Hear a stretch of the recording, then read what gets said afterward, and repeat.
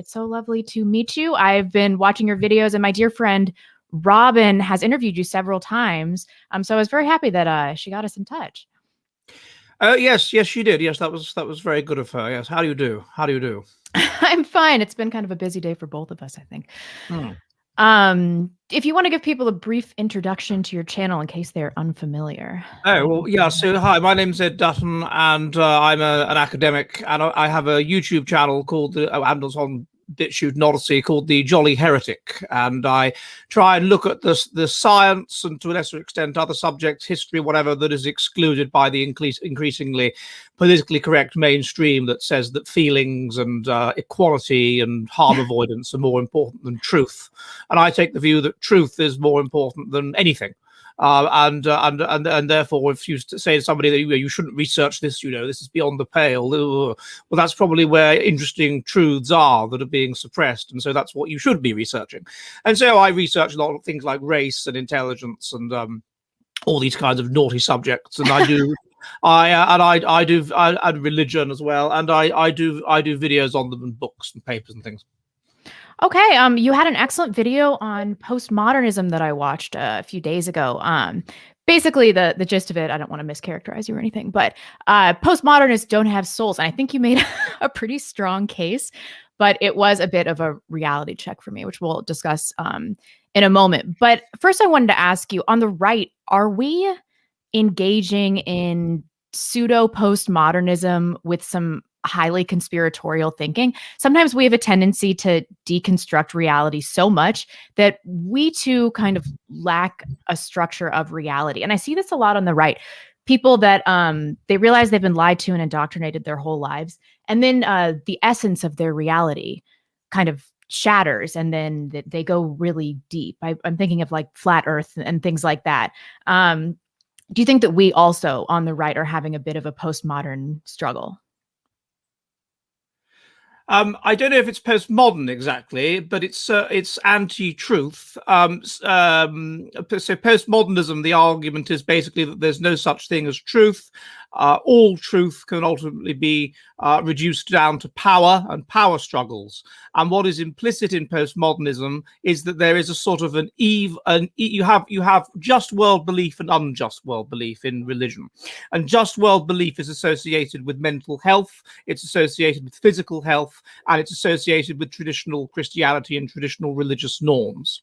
What we've had more recently, for a number of reasons, some of them environmental and some of them genetic, I think, is a deviation from these traditional religious norms. And this involves, in particular, unjust world belief. And unjust world belief as a religious dogma tends to be associated with poor mental health, with poor physical health, although it is healthy in the sense that it at least gives your world a structure and gives you a sense of importance and whatever. And what you had in the early church with Gnosticism was unjust world belief. You had the belief that the world was controlled by Satan.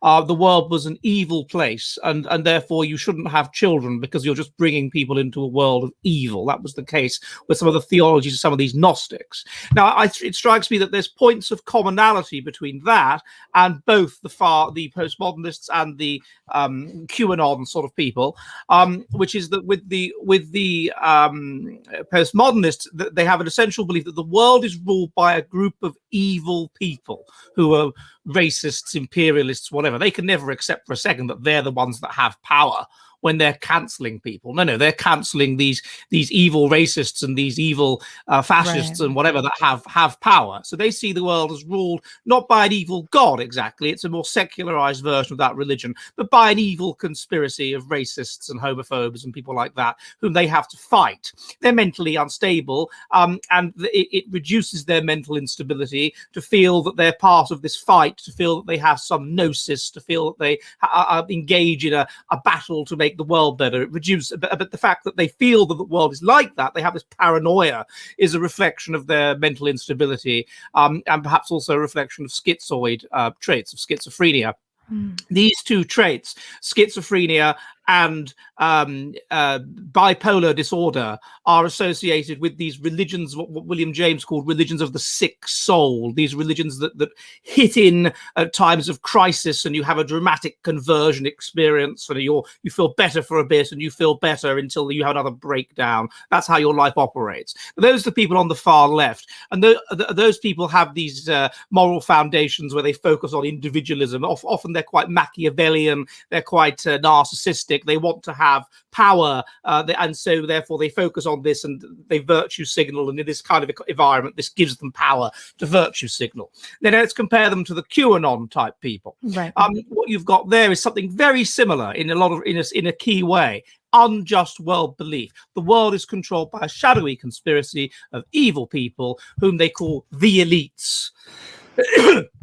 I did an article on this, which is published online, and I'm writing about it in a book I'm doing at the moment. And they draw a sort of binary divide between themselves and the elites. And the elites are fundamentally evil. The elites are characterized by, eating children or whatever the hell they're supposed to do, or lizards, different species, whatever. And the elites control everything. Again, they have this. They think that because they are what we call fast life history strategists. They are characterized. This is mental illness, schizophrenia, things like this. It makes people paranoid, and therefore they make sense of their world in this paranoid way. It's a world of devils and demons. But those have been displaced, those devils and demons, by racists or by the elites. Right. And in a sort of deviation from the religious norm. And so that's what we're dealing with. And it's been found that people that believe in conspiracy theories in general are high in schizophrenia and high in bipolar disorder and things like this. And so that's why they see the world how they do, and that's how they make sense of the world. So yeah, I do. I think and if you can't argue with people, it's very hard to argue with people like that, to say to them, well, look, what is the evidence, the actual evidence that there is a conspiracy of evil people that are behind the world, that are eating satanic pizzas or whatever the hell this conspiracy. What's the actual?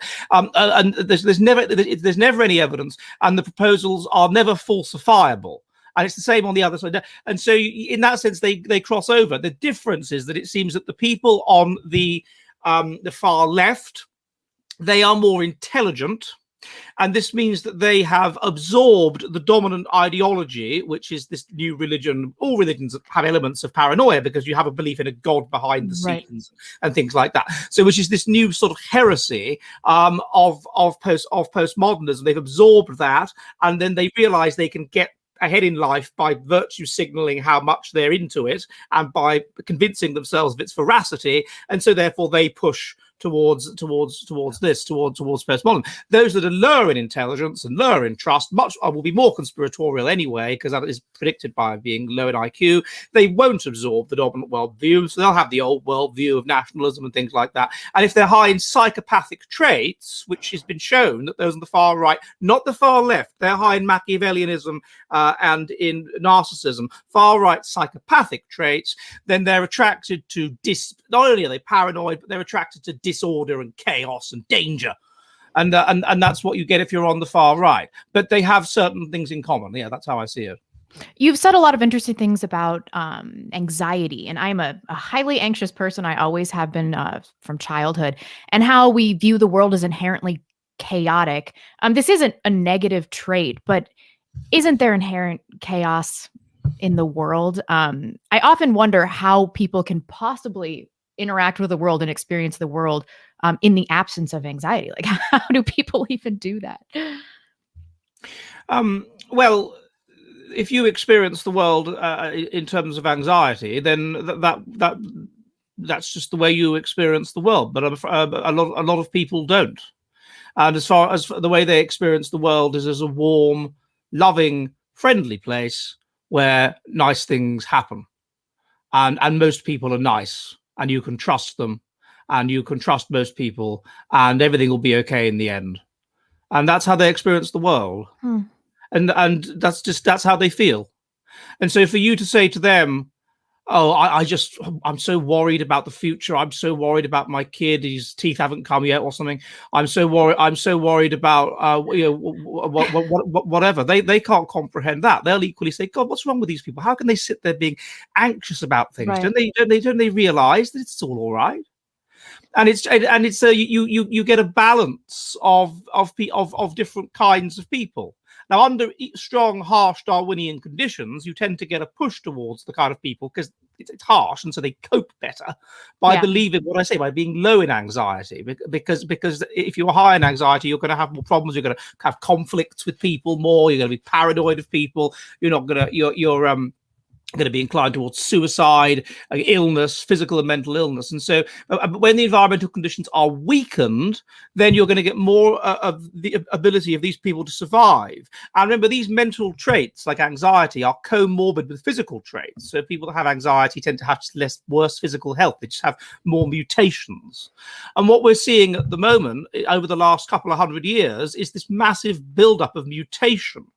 As the people that were the norm in 1800, before we industrialized and Darwinian conditions weakened, those people would have been extremely religious, those people would have been extremely ethnocentric, those people would have been extremely conservative, and they would have been extremely physically and mentally fit. And you're going to get a deviation from that in the direction of something that's not collectively worshipping a moral god, let's say, which is highly genetic, it's about 0.7 genetic. And what those deviations could be: right-wing conspiracy theories or left-wing conspiracy theories, and I think and those would be associated with other evidence of mutational load like psychopathology, Machiavellianism, narcissism, mental illness, and they are. And so I think that's what's happening. What do you think is the closer objective reality of the world? That it's more chaotic, or that people are truly friendly and you can trust them? The world on the whole, not just individual ethnic groups.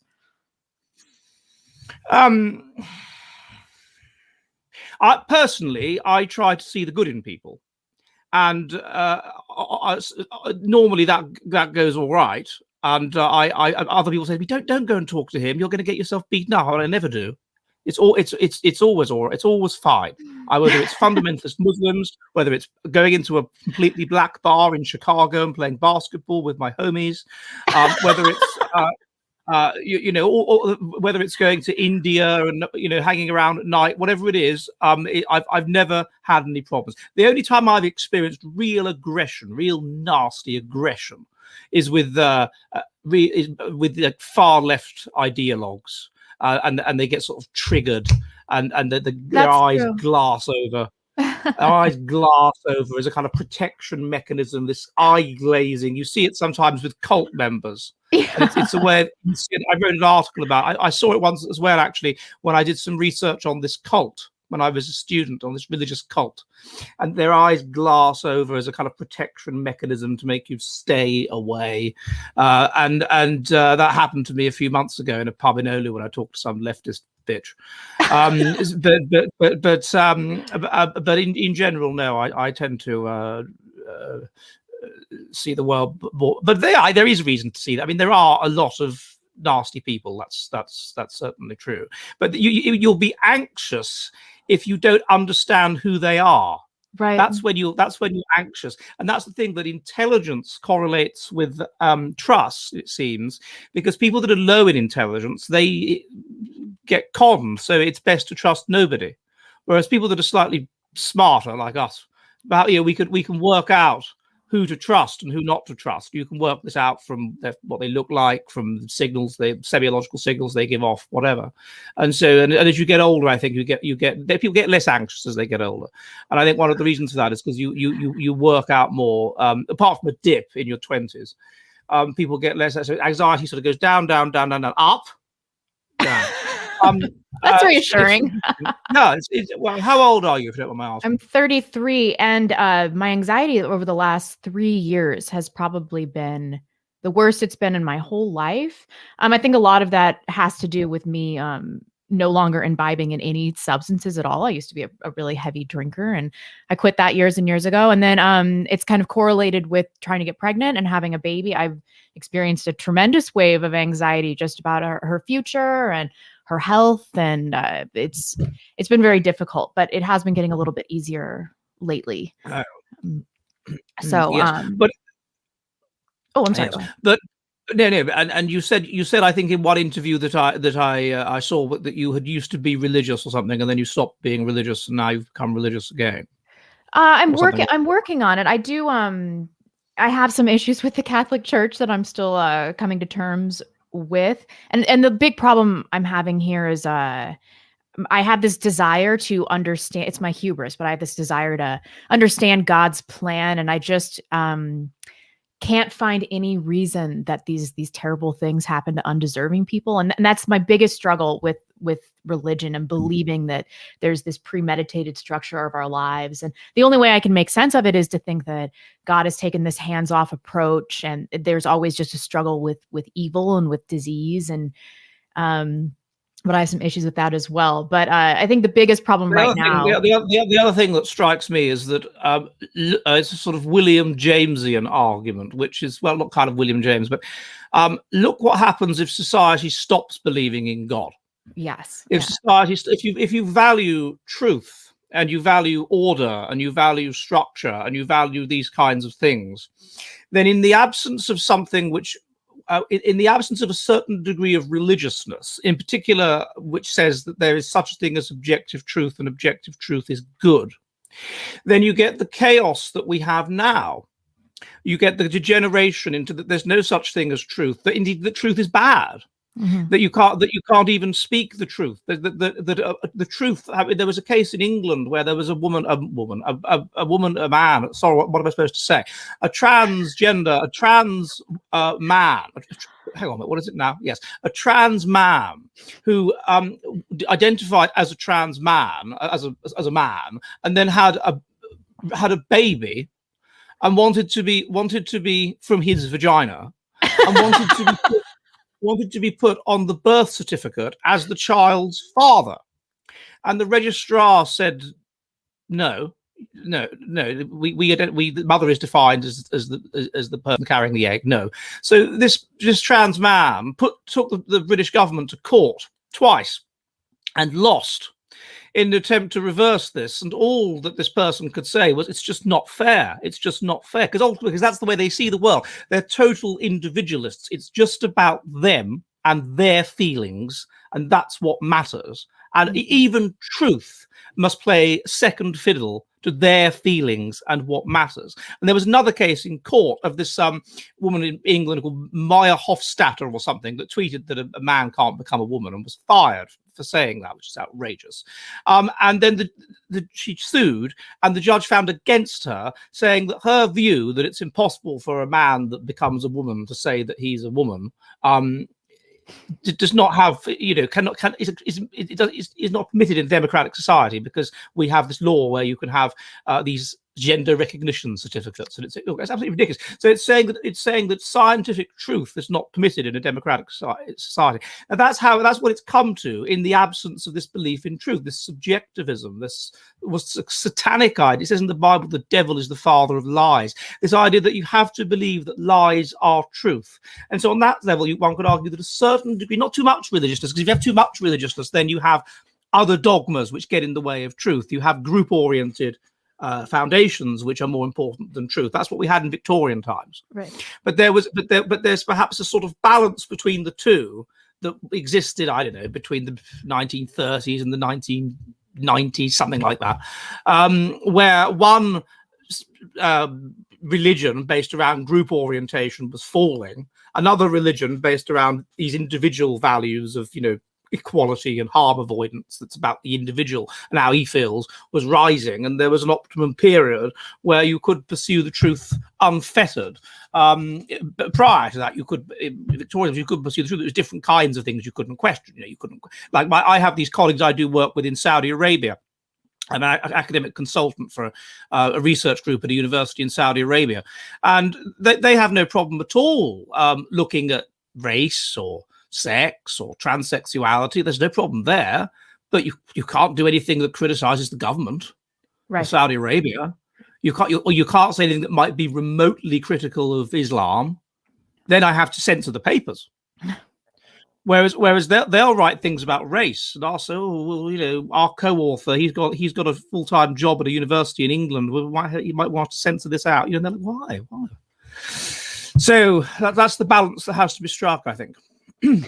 I wanted to to go back to this neuroticism and anxiety thing a little bit, because I was fascinated with this video that you made on postmodernism. I'll try to link it in the description below for the audience if they haven't seen it.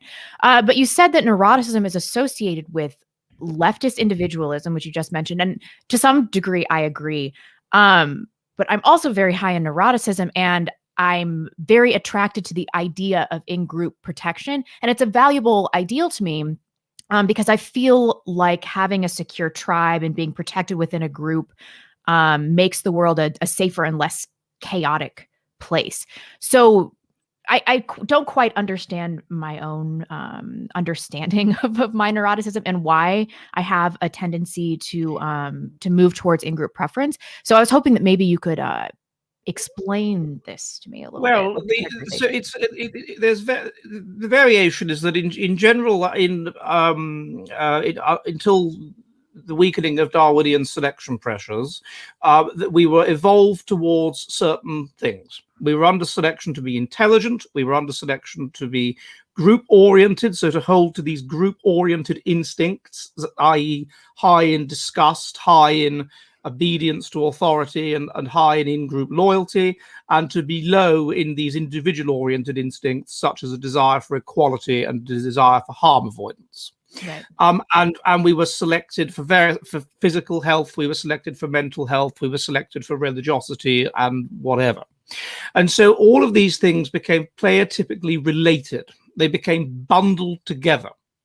And so as the selection pressures weakened, then this bundle that was the average Englishman or whatever of 1800 started to come apart.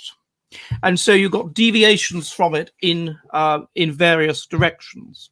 Now, in general, what you would expect is that neuroticism that's a deviation from it, and so you would expect it to go together with other deviations from it, such as being very high in individualism and individualistic values, such as harm avoidance and equality, and therefore being left-wing.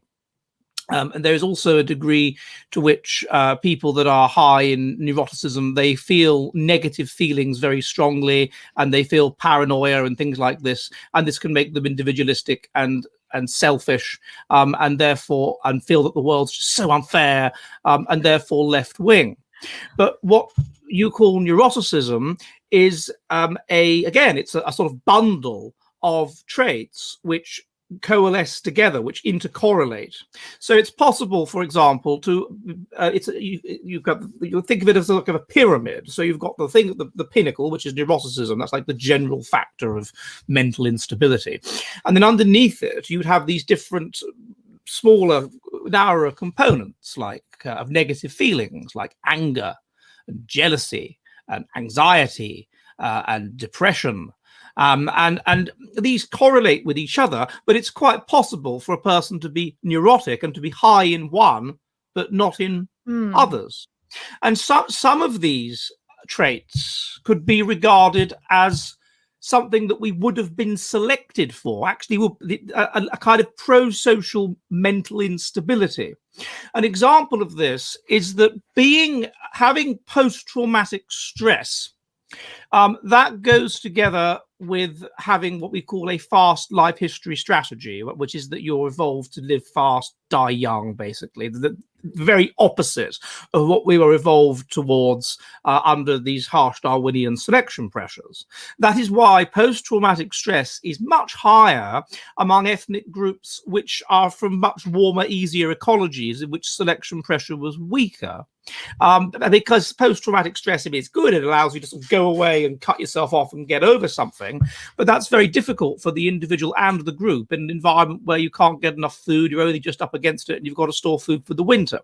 So post-traumatic stress, not good. Social anxiety, that's good, because you've got to get on with people. You've got to hold together into a group. You've got to struggle to survive in the cold.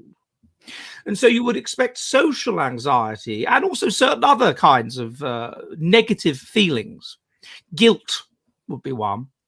To be that are kind of mental instability, really, to be strong among people that are group oriented.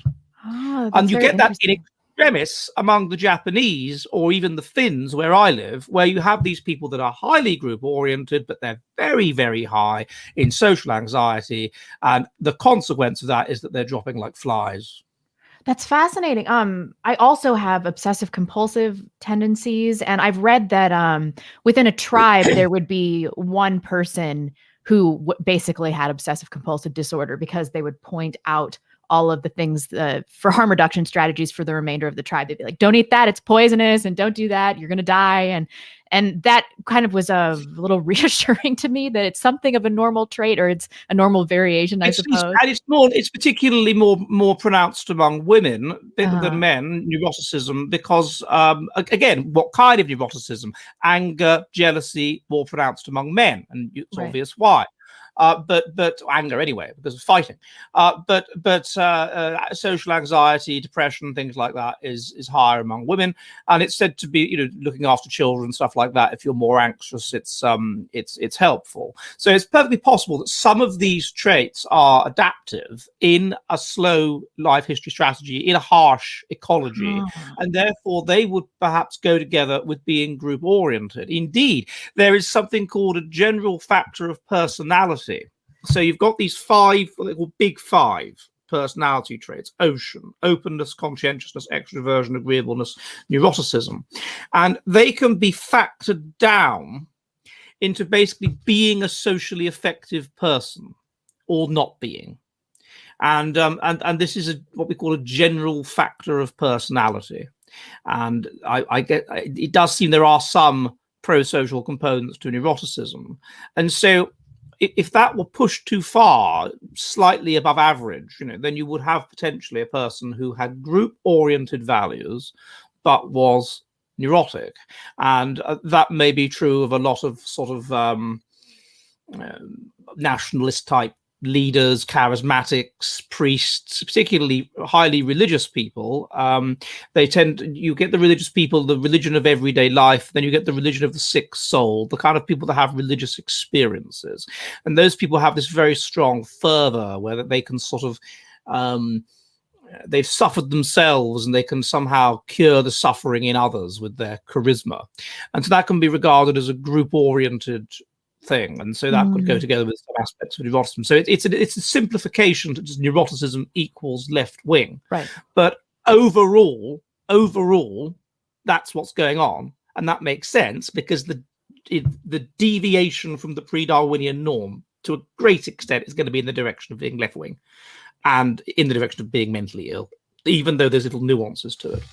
For those of us that recognize these negative traits and tendencies towards mental illness, although the remedy may not be the same, but how do we begin to remedy these things in our own lives, especially if they've made us antisocial or we've developed an inability to fit in with polite society to some degree? Have you developed an inability to fit in with polite society? I think some of that is a manifestation of me being a political dissident, and I don't really know how much I want to fit into what they call polite society these days. I think in many ways I'm less maladapted than the people on the left that control the narrative. So I'm not really sure if that's a problem. Per se. Someone in the chat has said, "Ha ha, right wingers are just as neurotic. This is retard fed." Now, this is what I mean about you getting these paranoid schizophrenics and bipolars on both sides. This is exactly what I mean. This is exactly what I mean. The idea that this is a fed. You get this, a fed. A person that disagrees with your views is a fed. Right. I hear this again and again. What is that other than conspiratorial thinking? It's fascinating. So that's exactly the point of these groups. Yes, but with regard to your question, well, how did you get into being a dissident? It's much rarer among women, and what was it that sort of triggered it?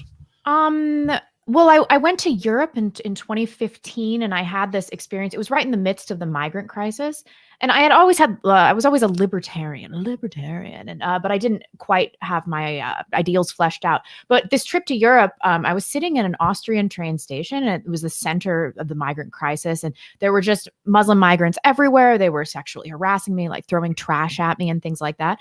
And there was one that was just staring me down, like he wanted to kill me, you know? And I was sitting across from him and I had my legs crossed like Indian style.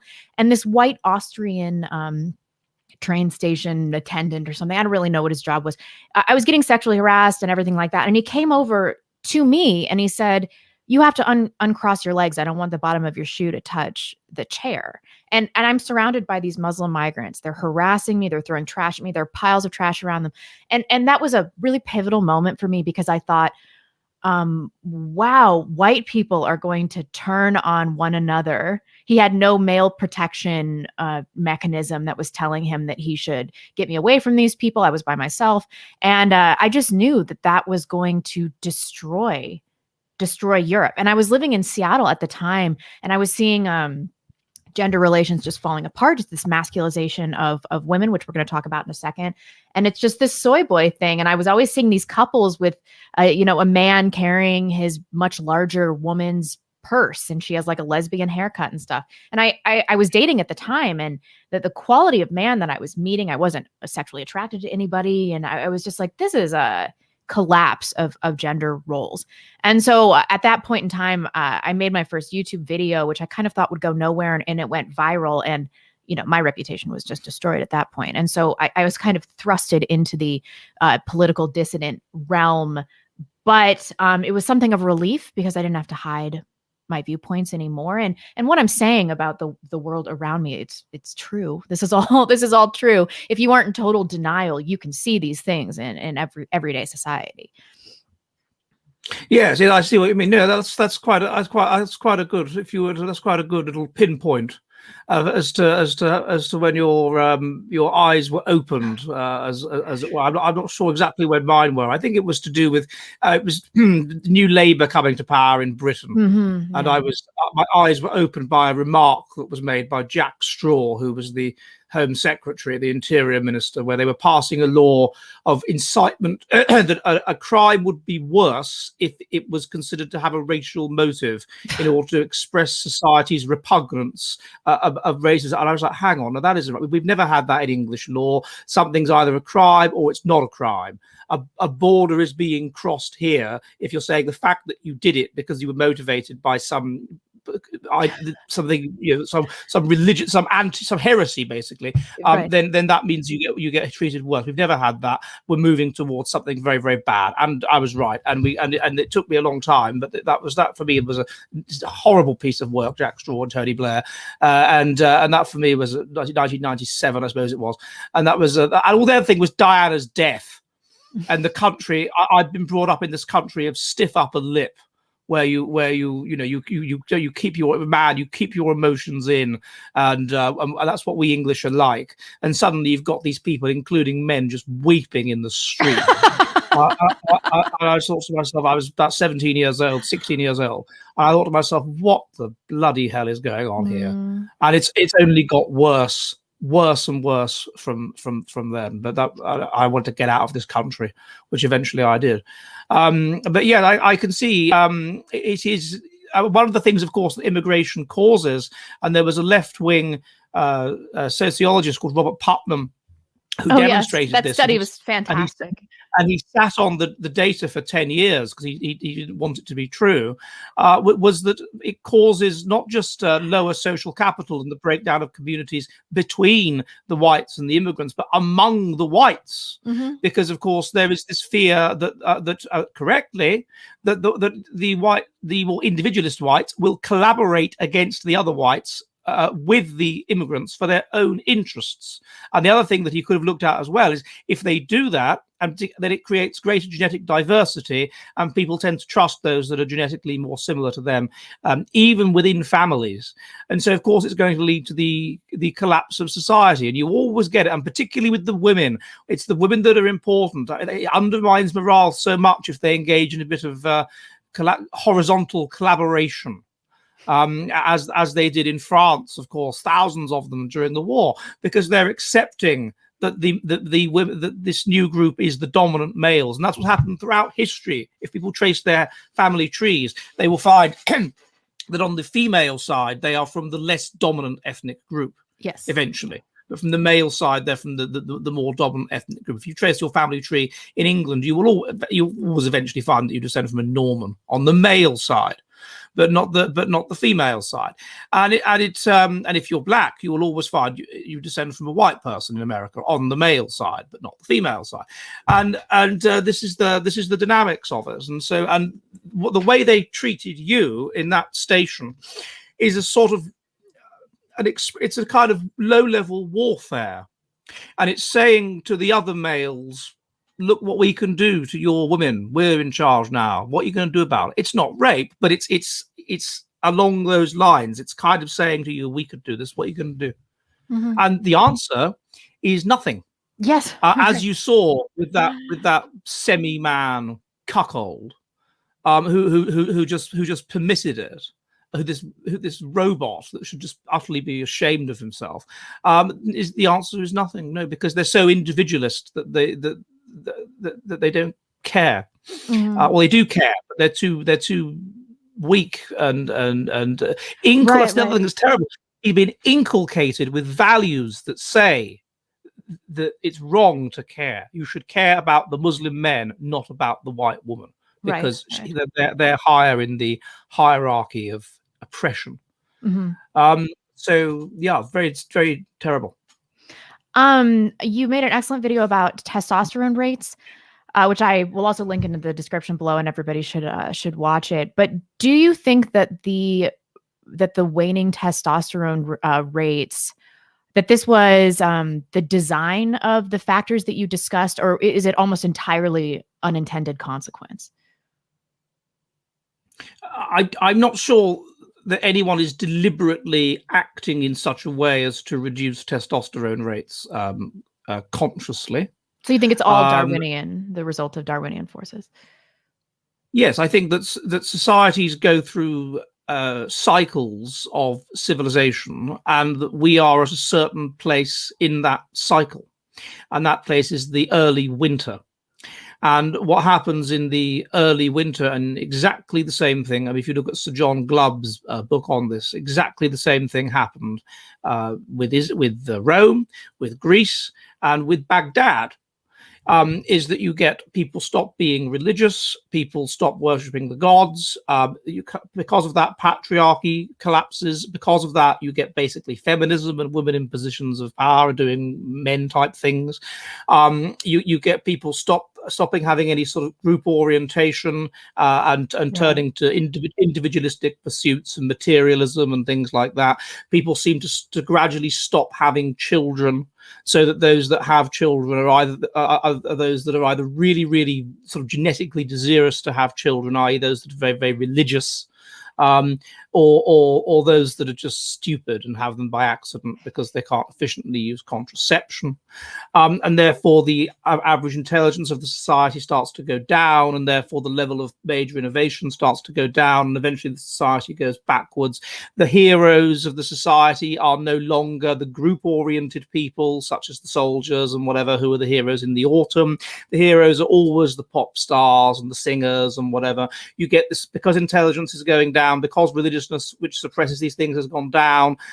You get this obsession with sex and sexuality and whatever. You get a rise in homosexuality because it's no longer repressed by the religion as evil. And also, when these societies decline, normally the level of Darwinian selection is weakened, so you just get more genetic diversity, more mutation, and this includes more homosexuals and more people that are deviant in various ways, and the women are more deviant, so you get more women that haven't been selected to be subject to patriarchal norms. And so you get more and more of these women that are basically strategists, that are individualists, evolved to live fast and die young. Those kinds of women are evolved to a live fast, die young environment. In that environment, what kind of man do you want? You want the man who's tough and whatever, and therefore they have rape fantasies, because ultimately if it's the man that can dominate you, that will mean that the children that you have by him will be tough and will survive, and so therefore they have these rape fantasies. And that's what feminists are like. Feminists are higher in rape fantasies than non-feminists, which makes which I also did a video on. Yeah, I did a video on that. Did you see that video? No, that's Which I'm fascinating. doing a book on this. But yeah, they're high. It correlates. Feminist identification weekly correlates with having rape fantasies, and of course it does because these in the environment of complete chaos and our strategy and disorder to which these people, having deviated from the patriarchal norm, are evolved. The person that passes on his genes is tough and hard and whatever. The man pumps and dumps, and the woman is just left with the offspring. Therefore, the woman has to take on masculinized traits. Therefore, the level of sexual dimorphism between males and females in these kinds of places is lower than it is in Western countries or in East Asia. They're more masculinized in their thinking. They want more masculinized. They're more sociosexual, and they want masculinized sort of men. And therefore, the only way they can be sure that he is that dominant alpha in the jungle, alpha man, is through attack, through him being able to successfully overcome her. And so that's where you get. But it has to be an alpha male that does that, because it's maladaptive if it's some beta male, which is the normal kind of people that rape. It has to. So that's why the sexual fantasies that you get in these romance novels or whatever, it's always women being raped by the lord, the earl, the duke, so you get that, and this does correlate, and that's why you see that with these feminists like Andrea Dworkin had this, who was this leading feminist philosopher, had this insane rape fantasy towards the end of her life, and it obviously was a fantasy, but it was so intense that she like really believed it, and she, even though it just is impossible, it couldn't have happened. And I think that you get this with witches. In early modern witches, Salem, and all this kind of stuff. I think what's happening is rape fantasies. They are these strategy women who are at the bottom of society, who are questioning the patriarchy by having their own magical system. Normally, they're unmarried, spinsters, whatever, and they have these fantasies where they talk about the devil appeared to me as a black man and had sex with me in the anus, or had sex with me from behind, right? Yeah. And I'm saying that's rape fantasy. Yes. And you'd expect them, they're proto-feminists, these witches, you'd expect them to have rape fantasies. And I say they did. And they weren't tortured. They didn't use torture in English law. They used torture in the continent. And that's why you get all this insane stuff like I flew through the night and the devil appeared as a goat and we danced naked around and then we had anal lingus. But all this made up weird stuff. But in England, it's much more down to earth, the stuff that's more kind of just like a fantasy of an incubus. Huh. That's fascinating. I didn't know that, but it makes perfect sense. I already know what you're going to say to this question, but I will ask it anyway for the audience.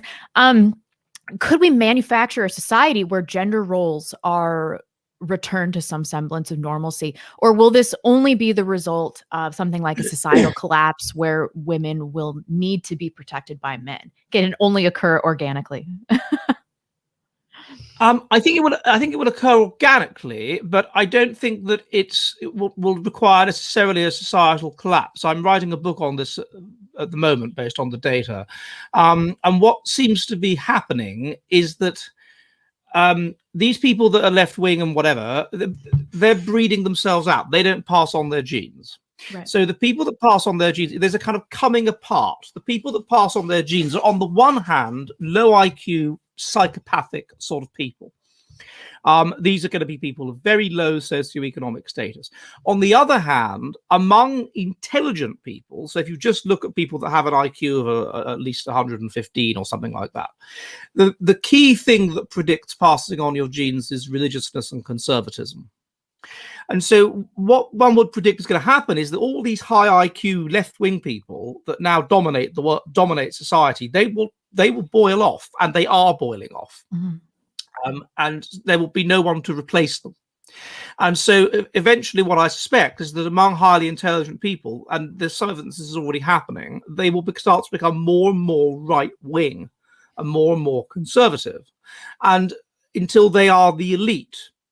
And then that will create the same effect that you had when it happened the other way round, right? When individualists took over, which is that then there'll be this virtue signaling frenzy to be more and more right wing, more religious, like in Victorian England.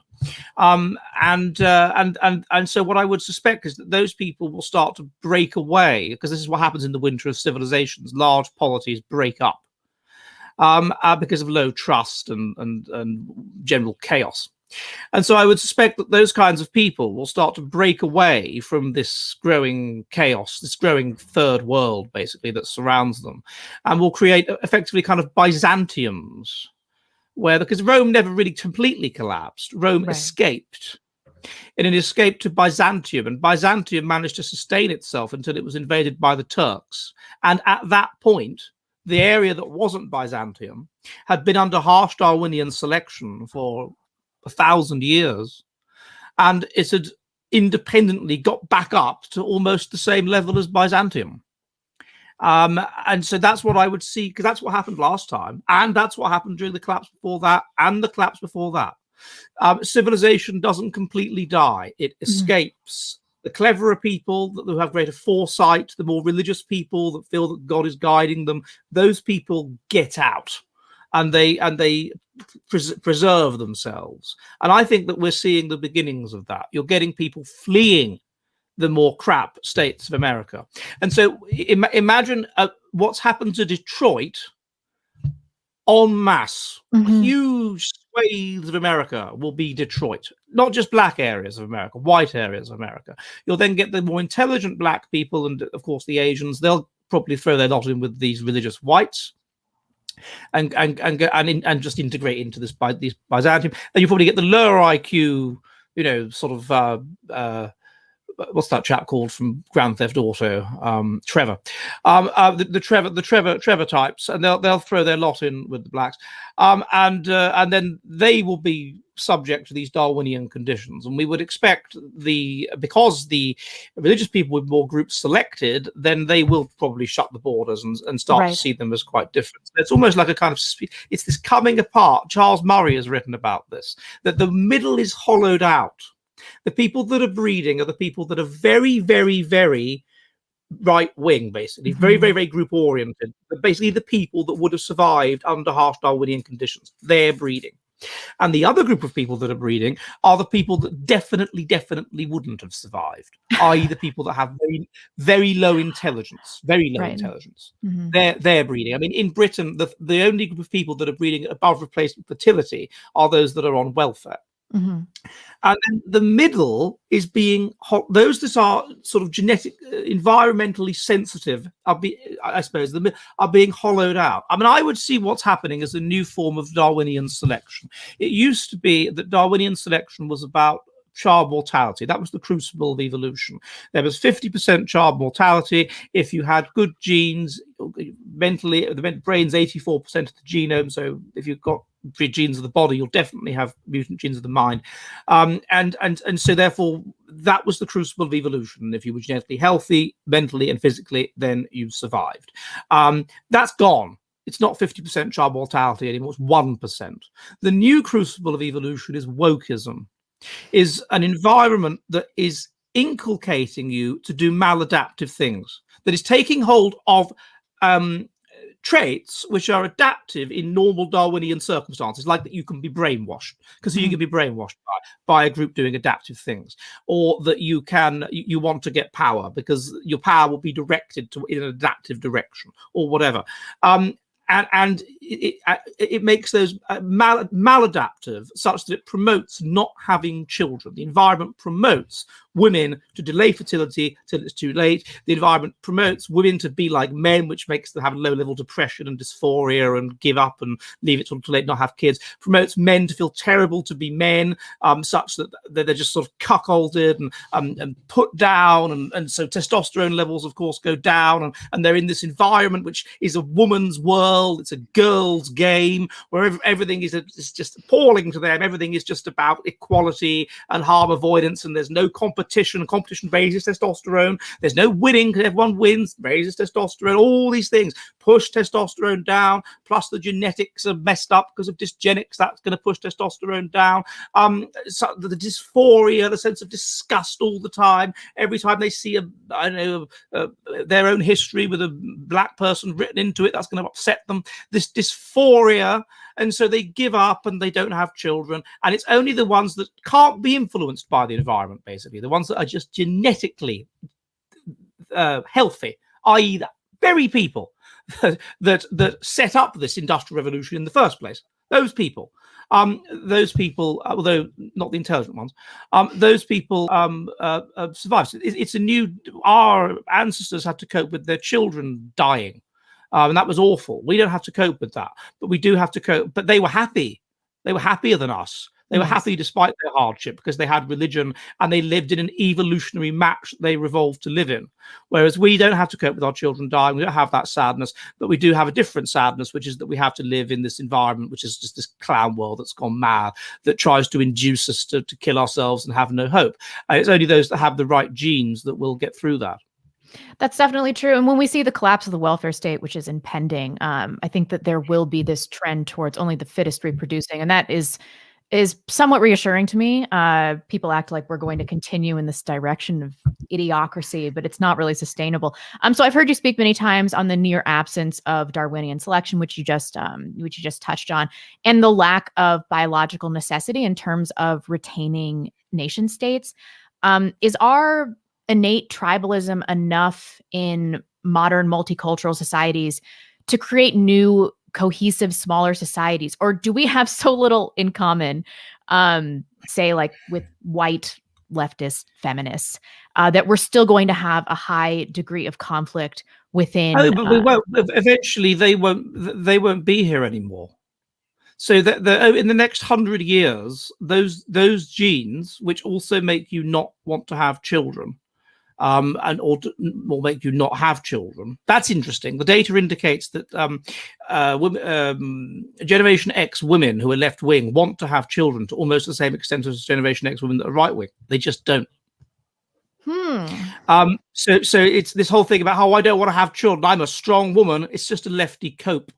They do want to have children, but they are failures as organisms, and they have to find a way to deal with that by messing up the rest of us. So yeah, those people will die out, so they won't exist. And what I expect will happen is that the whites, as I said, that are adapt, intelligent, and who have these group or values, they will split away.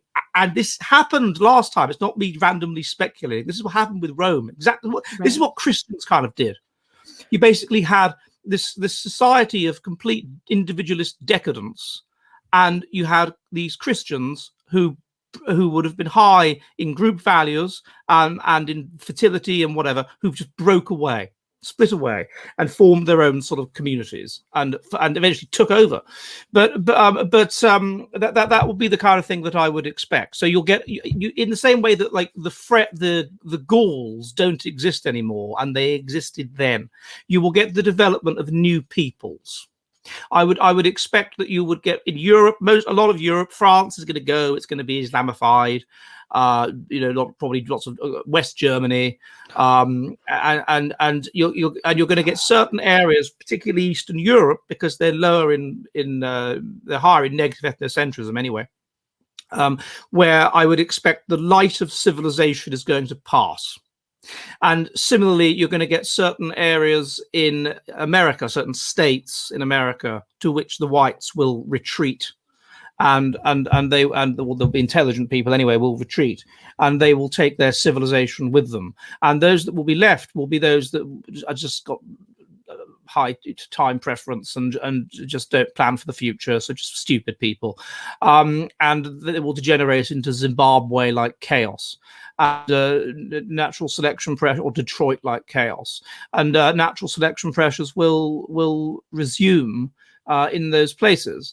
It reminds me rather, there was a novel that was written in the early 70s called The Guardians, and it was about a future dystopia England of 2050, or I know when it was, and which is divided into two parts: the Conurbs and the county. And the county is basically paradise, and it's full of all these highly group selected people, but they're highly cooperative.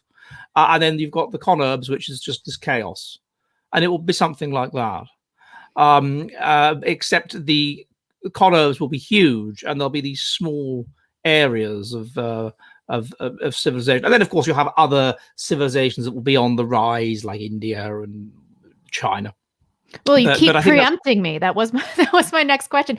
Well, because you got that last time we collapsed, didn't you? You had the Byzantium that preserved itself, but you also had a sort of it didn't go as high as Rome or anything. But on the back of that, on the back of what had been preserved, you had a group that was at a different place in its cycle at the point that Byzantium sort of cut itself off, and that is kind of where the light of civilization moved a little bit. So the I can't remember his name was, but the guy that was in charge of the Baghdad, of the Caliphate, he would get scholars from all over the known world to come to Baghdad and to come to these areas that he controlled, and he'd translate all this Greek stuff from Byzantium into Arabic and whatever. He was in the Victorian phase of his civilization.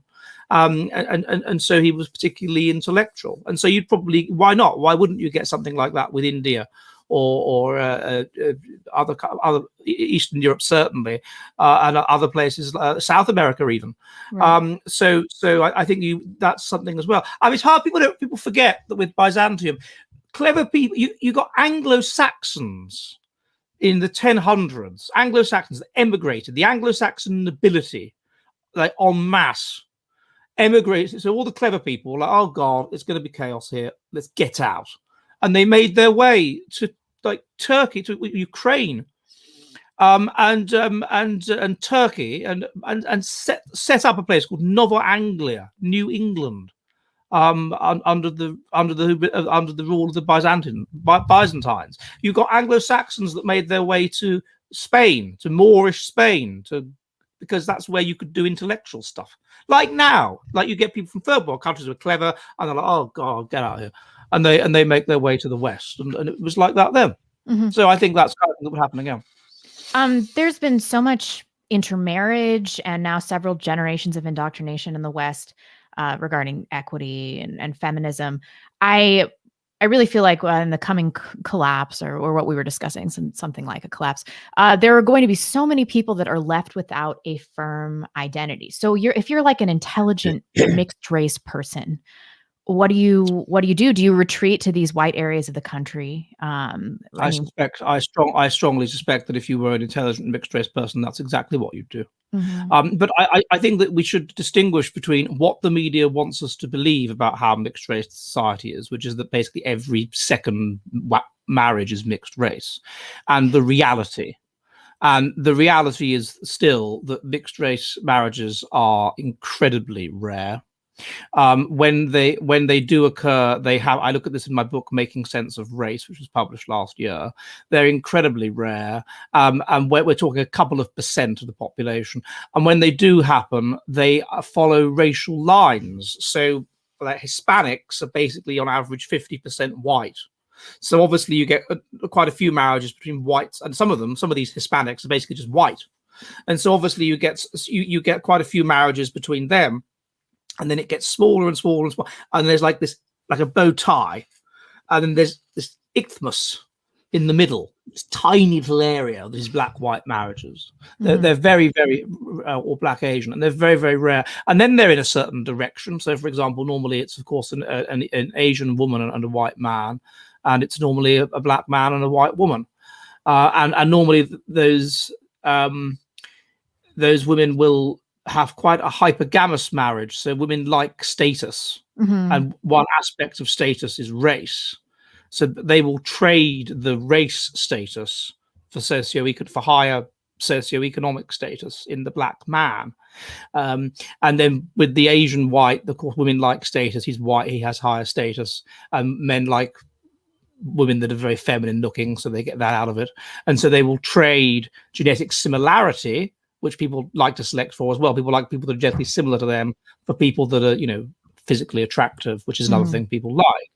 That's another thing. These are fast life history strategy people that do this. People that are slow life history strategists will marry people that are like them, because if you marry people that are like you, your children will be more like you. You will bond with them more. You will love them more, and you will invest in them more. If you have a relationship with someone that's very genetically different, the optimum is apparently third cousin or equivalent thereof. I'm sure if you live in Idaho, you must get a lot of Mormons there that literally just marry their third cousins.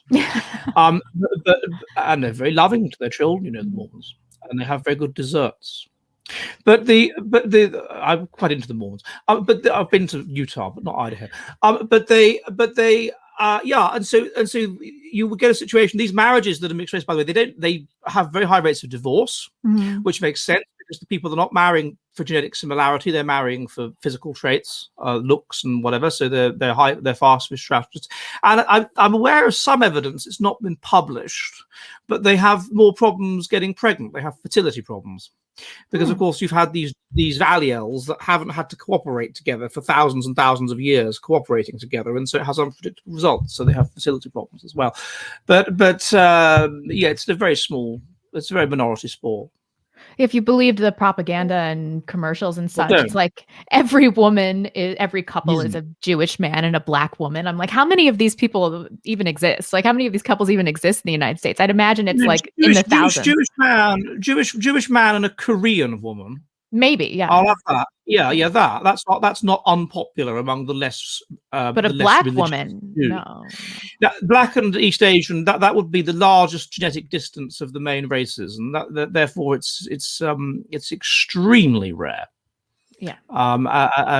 So that's just ludicrous. I mean, the biggest genetic distance would be between a black man and an Australian Aborigine woman. That's serious genetic distance. They're very, very different, and I'm not aware that's ever happened. But between a pigmy and an Australian Aborigine, that would probably be the biggest. How bizarre would that be? I just have one more question for you.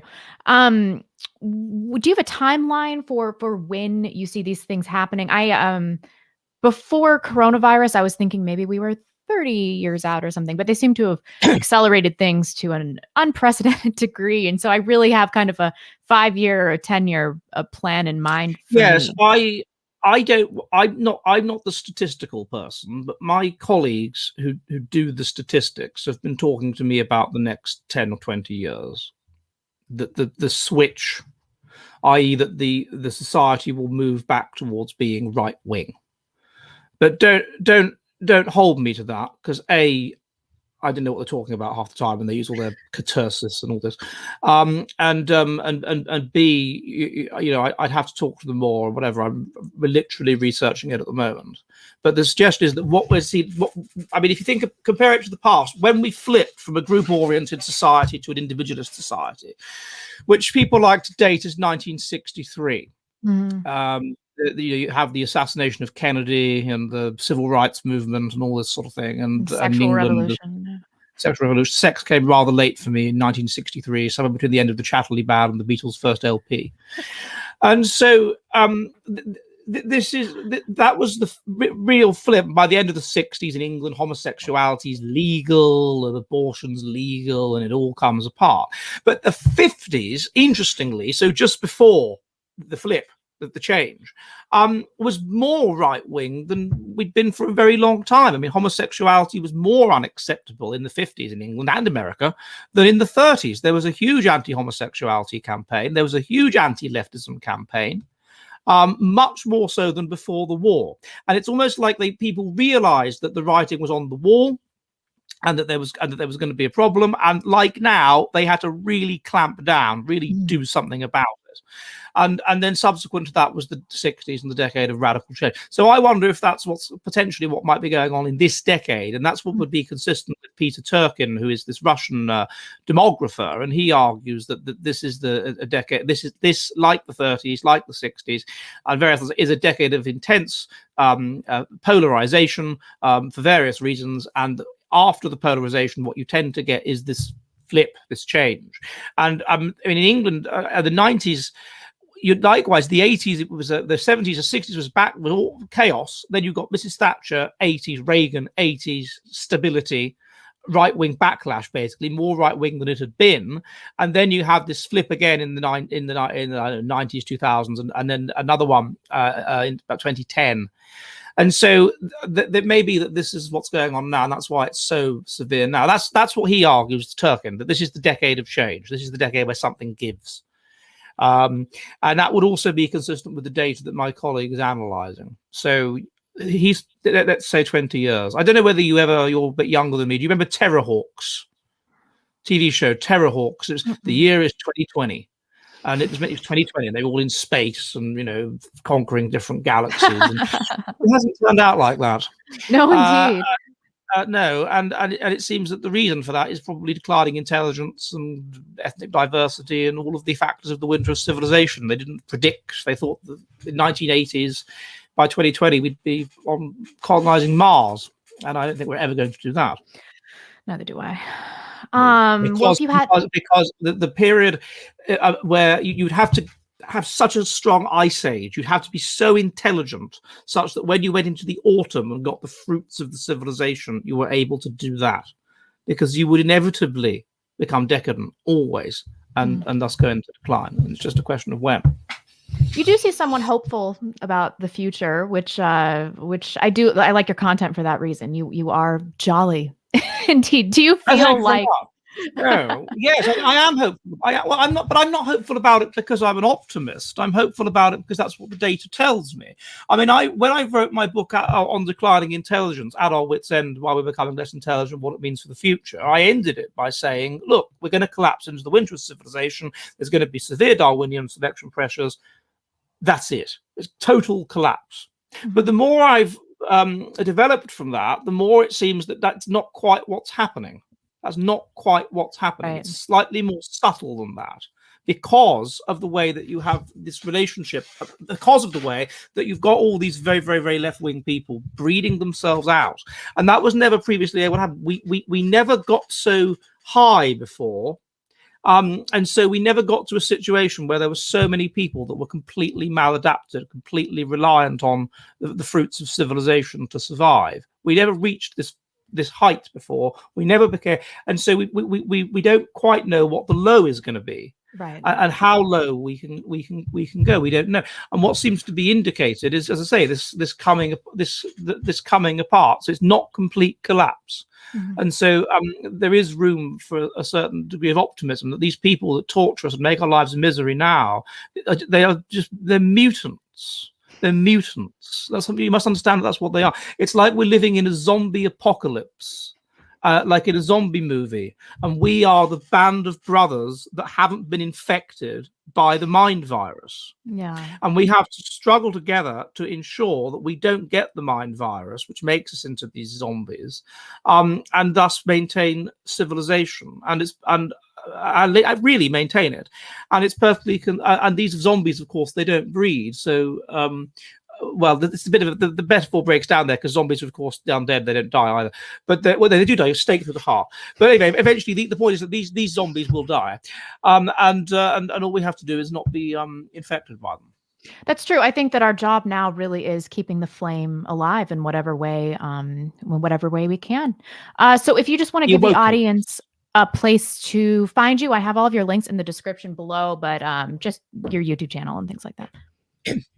Yes. I live stream on Mondays and Thursdays at 7 p.m. UK time, which is 2 p.m. in New York. And I put up a recording video once a week, and it's Jolly Heretic, and you can find it on YouTube, Bitchute, and Odyssey. And then Rebecca has put it. Oh, you're using your real name these days, I see. Yeah, I'm doxed. Yeah, you don't. And then I have these various books. My most recent book is called Making Sense of Race, and then there's another book recently called Islam: An Evolutionary Perspective, and there's another various books I've done. So you might enjoy those, and do come over and have a look at my channel if this interview has been of interest, and you don't think I'm a fed. No feds. Well, that was fascinating and so much fun. I really appreciate it. This is Jolly Heretic and Professor Edward Dutton, and it was lovely to have you on, and I really appreciate it. And I hope to talk to you soon. Thank you. Pleasure to talk to you. Thank you very much. Bye.